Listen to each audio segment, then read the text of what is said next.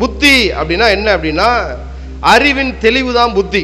ஒரு செயல்ல, ஒரு பேச்சில், ஒரு செய்தியில எது நல்லது எது கெட்டது அப்படின்னு ஆராய்ந்து அறியக்கூடிய அறிவு தான் புத்தி. அதாவது ஒரு காரியம் தெரிந்த தெளிவான அறிவு புத்தி. ஒரு காரியத்தில் என்ன காரணம் இருக்கு, அந்த காரணத்தில் என்ன காரியம் உள்ள இருக்கு அப்படிங்கிறத ஆராய்ந்து அறிகிறது தான் இந்த புத்தி. நம்ம ஒரு காரியம் செய்யறோம்னா அதுல நம்முடைய புத்தி எப்படி வெளிப்படுது அதை மற்றவர்கள் பார்க்கறாங்க. நம்ம பார்க்கிறோமோ இல்லையோ, மற்றவங்க பார்க்கறாங்க. ஏன்னா சாத்தான் எவனை விழுங்கலாமோ என்று வகை தேடி சுற்றி திரிந்து கொண்டு இருக்கிறான். நல்லா கவனிக்கிறேன், ஒரு வார்த்தை சொல்றேன். நாம் எவ்வளவுக்கு எவ்வளவு நீதிமானாக பிரயாசப்படுகிறோமோ, எவ்வளவுக்கு எவ்வளவு கர்த்தருடைய நீதிகளிலும் நியாயங்களிலும் பிரயாசப்படுகிறோமோ, அதே போல புத்திமானா இருக்கணும்னு நம்ம பிரயாசப்படணும். ஒரு சதுரங்கத்துல செஸ் போர்டுல காய் எப்படி நகர்த்துறோம், அதே போல வாழ்க்கையில நாம் வெற்றி பெறணும்னா காய்களை நேர்த்தியாக நாம் நகர்த்த வேண்டும். சரிங்களா?